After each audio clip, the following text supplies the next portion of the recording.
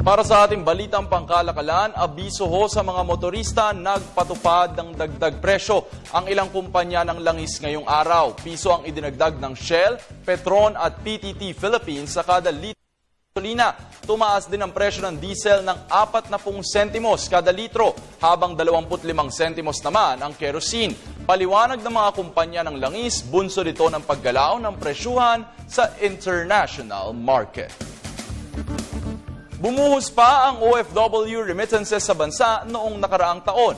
Batay sa datos ng Bangko Sentral ng Pilipinas, tumaas ng 6.4% o katumbas ng $22.76 billion ang OFW remittances.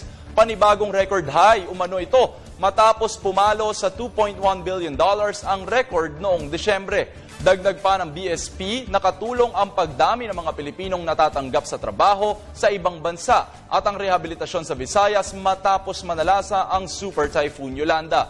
Samantala, pumalo naman sa 8.4% ang naiambag ng OFW remittances sa total economic output ng bansa noong 2013. Naglaan ng ₱1 bilyong ang Department of Agriculture para tulungan ang mga kababayan nating magsasaka at sa bisa ng agricultural credit policy ng DA, 20 pinakamahihirap na probinsya sa bansa ang matutulungan sa pamamagitan ng credit facility at loan sa agrikultura. Kaakibat ng ahensya ang Land Bank of the Philippines at People's Credit and Finance Corporation. Tinatayang 40,000 magsasaka at mangingisda na kabilang sa registry system of basic sectors in agriculture ang matutulungan ng nasabing programa. Ngayon naman ay alamin natin ang palitan ng piso kontra dolyar at iba pang dayuhang pananalapi.